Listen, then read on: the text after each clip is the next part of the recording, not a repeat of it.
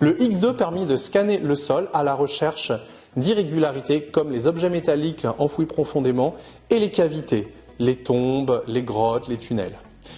Le X2 est bien sûr livré avec son boîtier de contrôle sans fil Bluetooth, une batterie, la canne ainsi qu'une tablette PC sur laquelle on a le logiciel exclusif DRS en 3D. Tout ça, ça peut se monter et s'opérer de manière très aisée grâce au joystick Bluetooth. Ce qui est intéressant de noter, c'est qu'avec le X2, on vous livre deux antennes. Une antenne magnétomètre de 25 cm avec deux senseurs, dont un, c'est très bon pour les petits objets, pour gagner en précision, mais ça vous oblige toujours à scanner dans la même direction. Et vous avez aussi le gradiomètre, avec là aussi deux senseurs de 30 cm. C'est meilleur pour les cavités et vous pouvez scanner dans n'importe quelle direction que vous voulez. Maintenant, on va vous montrer comment fonctionne la tablette.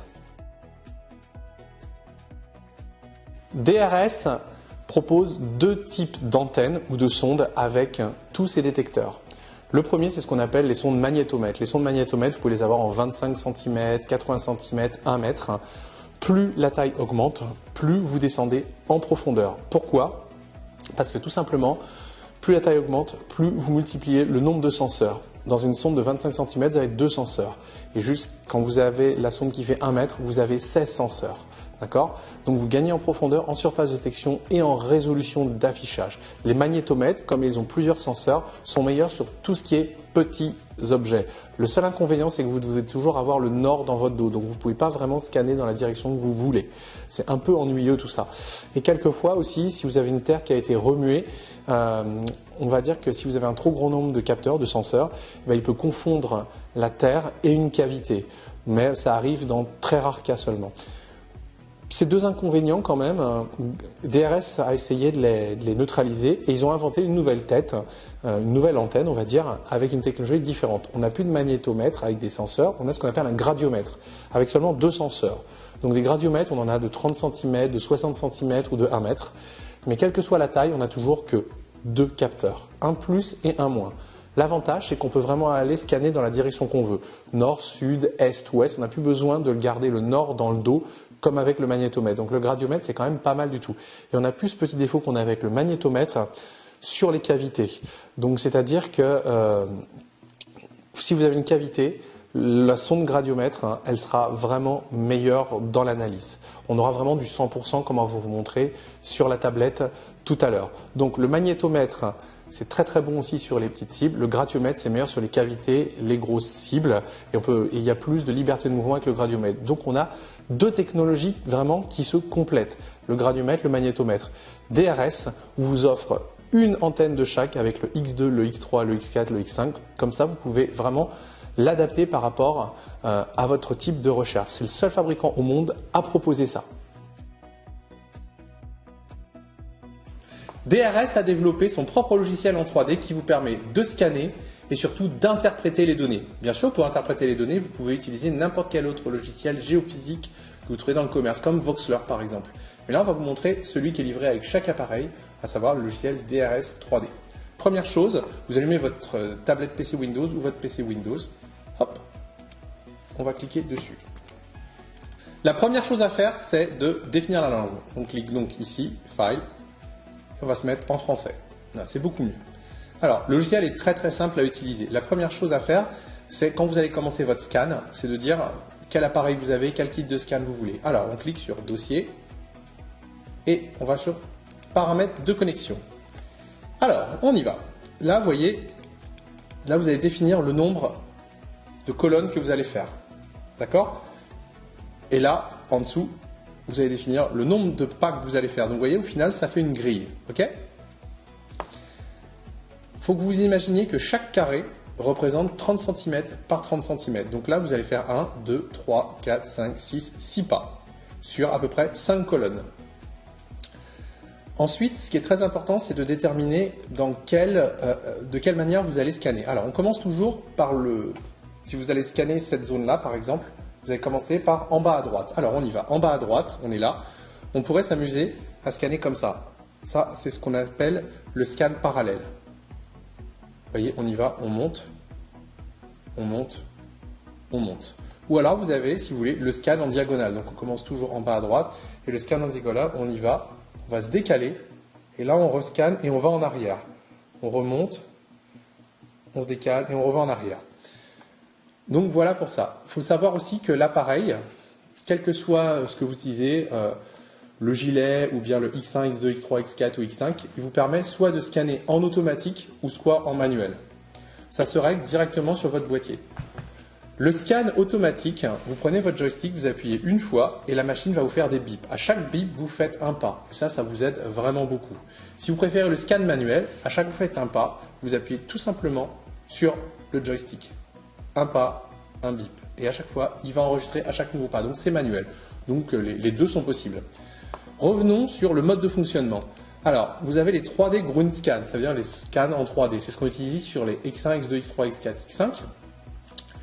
En gros, c'est le scan de base du magnétomètre, du gradiomètre. Ensuite, vous avez Horizontal Live Search et Vertical Live Search. Horizontal Live Search, Vertical Live Search. C'est avec les X1 Pro et avec le X5 et le X1, bien entendu. Ce sont deux modes spécifiques à ces machines. Et vous avez la résistivité. Alors, la résistivité, c'est bien différent. Alors là, ignorer la direction du scan, c'est complètement différent. Mais là, vous voyez, il y a les sondes. Okay, et c'est là que vous définissez pour la zone à scanner, tout simplement. Combien de mètres, on va dire, vous allez mettre de câbles et la distance entre les sondes. Revenons sur le 3D Ground Scan. Donc, on y va, on va dire qu'on va faire tant de colonnes par tant de pas. Donc, on y va, on a notre zone à scanner. Et là, clic sur connexion. Donc là, vous commencez votre scan, soit en manuel, soit en automatique. Vous avez défini le nombre de pas, le nombre de colonnes que vous avez faire. Ça y est, c'est bon. Bon, on a scanné sur le terrain un objet. Le voilà, on va l'ouvrir. Il est là. Bon, là c'est du bazar. Qu'est-ce qu'on fait tout de suite? On va le mettre en 2D. En 2D, on voit bien qu'on a quelque chose de bleu, quelque chose de rouge. Bon, on va faciliter la tâche. Généralement, ce qui est rouge, c'est du métal.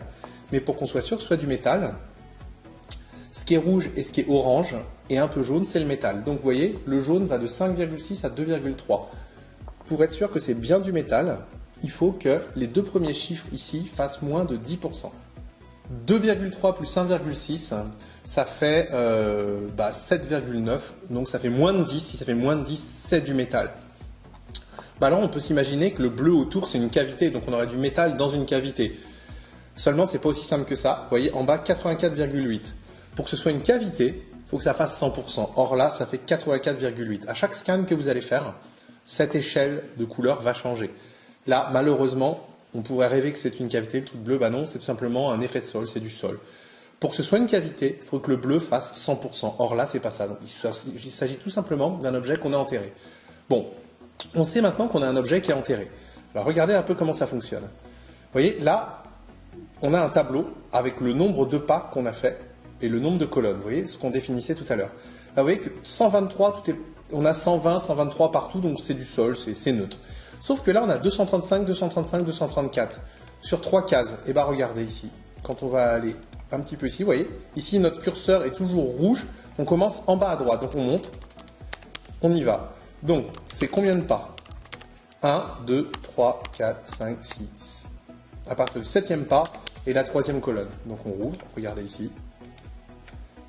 1, 2, 3, 4, 5, 6, 7, 1, 2, 3. On est là, 234, 235. Vous voyez, on retrouve notre objet ici symbolisé par une couleur. Donc là, on est là. Donc on sait qu'on a un objet métallique en plein de notre zone. Alors, maintenant, essayons de trouver sa taille. C'est simple, on vous a dit que chaque carré faisait 30 cm par 30 cm. Vous faites des pas de 30 cm, à peu près. Donc 1, 2, 3 carrés, c'est un objet qui fait 3 fois 30 cm, ça fait 1 mètre de long. Au niveau de la largeur, ça fait tout simplement 30 cm. Ah oui, c'est un vieux morceau de tuyau qu'on a enterré sur notre terrain de test. Donc on sait qu'on a un vieux tuyau qui fait à peu près 1 mètre par 30 cm de diamètre. Comment est-ce qu'on trouve la profondeur? C'est très simple, passons en 3D. La première chose à faire, bien entendu quand vous allumez votre logiciel, c'est de dire ce que vous avez scanné comme terrain, qu'il soit neutre, du béton, du sable, la minéralisation, s'il est mouillé ou pas. Tout ça, ça influence vraiment le logiciel, donc c'est très important. Nous, on l'a enterré dans quelque chose de très neutre, un terrain sablonneux. C'est très facile à faire un trou. On y va. Donc le terrain sablonneux, ici. Donc on y va. Alors regardons un petit peu. Donc, on va dézoomer, on utilise la souris, la molette de la souris pour ça. On y va. Donc ici, on regardait la profondeur. Maintenant, pour utiliser la profondeur, regardez, pour la jauger, vous avez 2 flèches sur la gauche. On va descendre. Notre objet métallique, on vous a dit que c'était le orange et le rouge. Le orange foncé et le rouge. Donc vous voyez, ça commence entre 2 mètres et ça va jusqu'à 2,80 m à peu près. Donc on a quelque chose qui fait 30 cm de diamètre qui se trouve entre 2 mètres et 2,80 m de profondeur. Donc c'est quand même très précis. On ne peut pas savoir exactement ce que c'est, sauf si vous utilisez un résistiviomètre par exemple, sauf que là, vous voyez, il y a une coupure très nette. On la voit ici. Et quand il y a une coupure très nette, que ce soit un radar de sol ou un magnétomètre, généralement c'est du fer. Ça coupe, c'est comme ça. Donc là, en plus, vu la coupure, vu que ça ne reprend pas en couleur, derrière on a du rouge qui est coupé net, c'est du fer. Donc, on a un tuyau en fer qui fait 1 mètre par 30 cm à plus de 2 mètres de profondeur, mais pas plus de 2,90 m enterré. Donc on a quand même toutes les informations dont on a besoin. Donc une fois que vous avez terminé donc, de scanner, tout simplement, vous arrêtez et puis vous pourrez rouvrir d'autres fichiers à chaque fois que vous scannez. Le logiciel est donc très très bien fait.